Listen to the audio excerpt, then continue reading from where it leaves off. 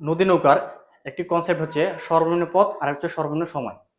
সর্বনিম্ন পথে নদী পার হওয়ার ক্ষেত্রে আমাদের বেশ কিছু সূত্র মনে রাখা লাগে এবং সর্বনিম্ন সময়ে নদী পার হওয়ার ক্ষেত্রে আমাদের বেশ কিছু সূত্র মনে রাখা লাগে। চলো আমরা সেই সূত্রগুলো একটু দেখে নিই। সর্বনিম্ন পথের ক্ষেত্রে যদি নদী পার হতে চাই তাহলে আমাদের নৌকা অবশ্যই আলফা কোণে চালাতে হবে এবং সে আলফার মানটা বের করার সূত্র হচ্ছে alpha is equal to cos inverse minus u ভাগ ভি। এক্ষেত্রে থিটার মান হবে 90 ডিগ্রি। আর সর্বনিম্ন সময়ের ক্ষেত্রে আলফার মান হচ্ছে 90 ডিগ্রি আর থিটার মান হচ্ছে ট্যান ইনভার্স ভি ভাগ ইউ। সর্বনিম্ন পথের ক্ষেত্রে সময় বের করার সূত্র হচ্ছে টি ইজ ইকুয়াল টু ডি ভাগ ভি সাইন আলফা। আর সর্বনিম্ন সময়ের ক্ষেত্রে সময় বের করার সূত্র হচ্ছে ডি ভাগ ভি। পার বরাবর দূরত্ব বের করার সূত্র হচ্ছে x is equal to u plus v cos alpha into d divided by v sine alpha.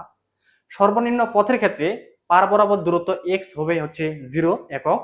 আর সর্বনিম্ন সময়ের ক্ষেত্রে পার বরাবর দূরত্ব বের করার সূত্র হচ্ছে x is equal to u d ভাগ ভি।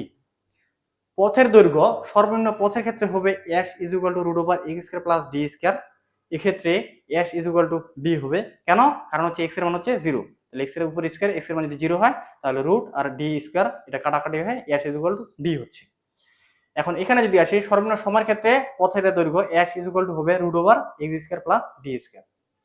এখন লব্ধি বেগ সর্বনিম্ন পথের ক্ষেত্রে লব্ধি বেগ হবে w is equal to root over v square minus u square. আর সর্বনিম্ন সময়ের ক্ষেত্রে লব্ধি বেগ w ইজ ইকুয়াল টু হবে root over v square plus u square.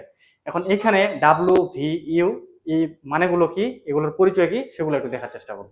এখানে ভি হচ্ছে নৌকার বেগ, ইউ হচ্ছে স্রোতের বেগ, ডি হচ্ছে নদীর প্রস্থ, এক্স হচ্ছে পার বরাবর দূরত্ব, এস হচ্ছে পথের দৈর্ঘ্য, আলফা হচ্ছে ইউ ও ভি এর মধ্যবর্তী কোণ এবং থিটা হচ্ছে ইউ ও ডাব্লিউ এর মধ্যবর্তী কোণ। তাহলে আমরা সর্বনিম্ন পথের এবং সর্বনিম্ন সময়ের ক্ষেত্রে মোটামুটি বেশ কয়েকটি সূত্র দেখলাম। মোটামুটি এই সূত্রগুলো ইউজ করে আমরা নদী নৌকার সকল ধরনের ম্যাথ সলভ করতে পারবো।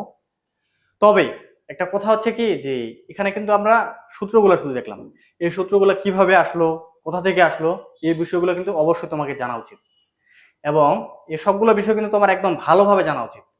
তাহলে কোনো ধরনের যদি ম্যাথ একটু ঘুরাইও দেয় তাহলে তুমি কিন্তু আটকাবা না, নাহলে কিন্তু একটু যদি ঘুরা দেয় তাহলে তুমি কিন্তু আটকে যাবে।